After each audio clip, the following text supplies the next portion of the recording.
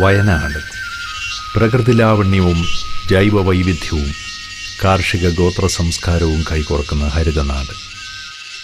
ഓരോ അരുവിയും പിറവിയെടുക്കുന്ന ആർദ്രതയുടെ മലയിടങ്ങൾ. കാടിൻ്റെ ഇരുളിൽ ഇലച്ചാർത്തിൽ ഉണരുന്ന ഈർപ്പകണങ്ങൾ വള്ളിപ്പടർപ്പുകളിലെ ആർദ്രതയായി ഊർന്നിറങ്ങി ജലശേഖരമായി, അരുവിയായി, പുഴയായി ഒഴുകുന്നിടം.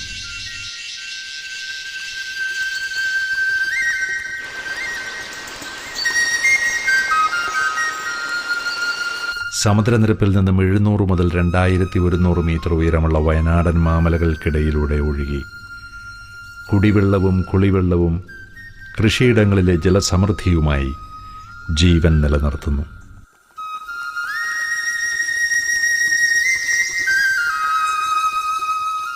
വയനാട്ടിൽ 37% വരുന്ന വനമേഖലകൾ ഒഴിവാക്കിയാൽ ബാക്കി ഫലസമൃദ്ധി നിറഞ്ഞ കൃഷിയിടങ്ങളാണ്.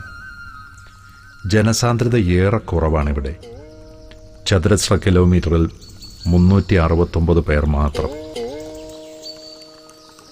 കേരളത്തിലെ ശരാശരി ജനസാന്ദ്രത ചതുരശ്ര കിലോമീറ്ററിൽ 819 ആണിന്ന്.